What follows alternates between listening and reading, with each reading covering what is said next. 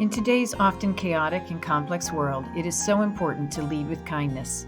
So let's begin this journey by asking a few questions.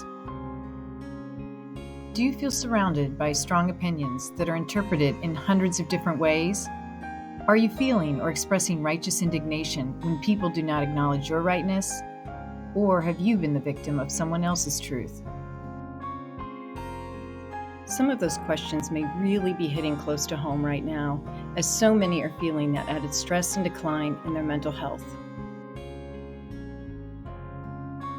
Tempers are flaring and patience is in short supply. This, combined with the proliferation of polarized views, identity politics, and misinformation, is creating an even greater crisis.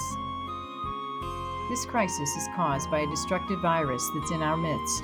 This virus is an ugly negativity that insists that my truth is more important than you. It's the virus of rightness over kindness, and it comes out of our collective anger and grief. It is exacerbated by a diminished supply of empathy. So let's take a look at where our truth comes from. Our personal ideas, feelings, and beliefs about important things are impacted by our personal experiences and the culture we've been exposed to. This includes important beliefs about love, politics, freedom, justice, and even beauty.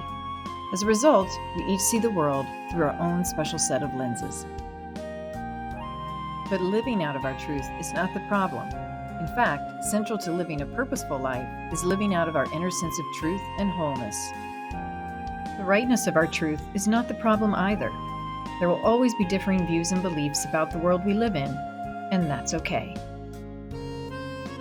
The problem is when we value defending our truth more than extending kindness to the people impacted by this truth.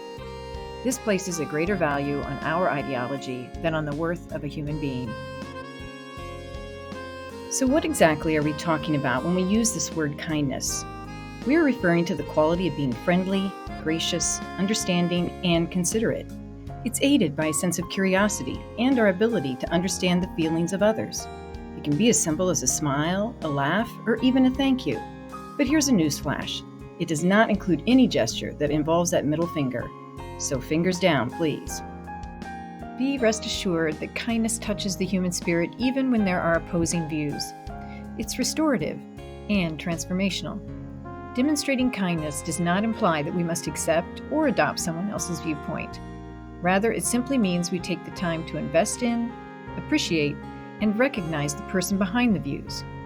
Now, we could all use a little more of that these days. Don't you agree? This topic of truth and kindness is more important than ever as we continue to experience a decline in mental health. With the onset of COVID and more recent surge of COVID variants, anxiety, depression, and substance abuse are on the rise. But don't just take our word for it. Take a moment to check out the data presented. It's quite troubling, but worth being aware. So do it for the health of it. And this mental unhealth is observable each day as we see the rise in rudeness, violence, hate crimes, and social unrest.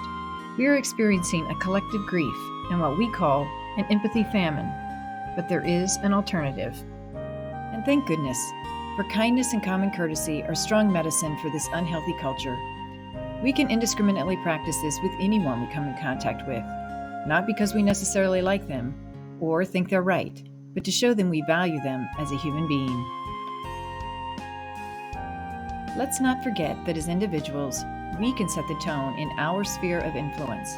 Our daily interactions influence the behavior of others. When people are treated kindly and feel valued and respected, they're much more willing to invest, contribute, and engage. So now for a call to action. Let's agree to step up and role model kindness before rightness in our homes, communities, and workplaces.